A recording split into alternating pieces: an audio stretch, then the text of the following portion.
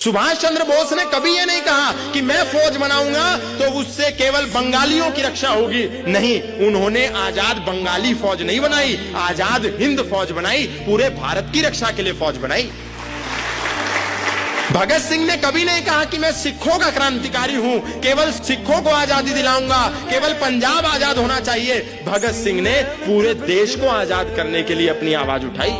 लाला लाजपत राय जब लाठी खा रहे थे तो केवल लालाओं के लिए नहीं खा रहे थे, पूरे देश के लिए खा रहे थे। छत्रपति शिवाजी महाराज केवल महाराष्ट्र के लिए नहीं लड़े, तमिलनाडु तक जाकर के उन्होंने विधर्मियों के साथ युद्ध लड़े। तो छत्रपति शिवाजी महाराज केवल महाराष्ट्र के कैसे हैं? छत्रपति शिवाजी महाराज तो पूरे संसार के हैं। छत्रपति शिवाजी महाराज ने कभी ये नहीं कहा कि मैं केवल मराठियों का हूं, केवल मराठियों की बात करूंगा, केवल मराठियों के लिए युद्ध लड़ूंगा, मराठियों को बचाऊंगा। छत्रपति शिवाजी महाराज पूरी दुनिया के हिंदुओं के लिए लड़ते रहे।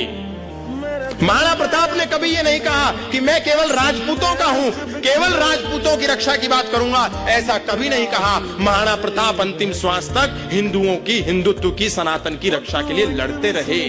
और हम आज आपस में भाषा के आधार पर, क्षेत्र के आधार पर, प्रांत के आधार पर, महापुरुषों के आधार पर आपस में युद्ध लड़ रहे हैं। हिंदुओं की सबसे बड़ी कमजोरी ये है।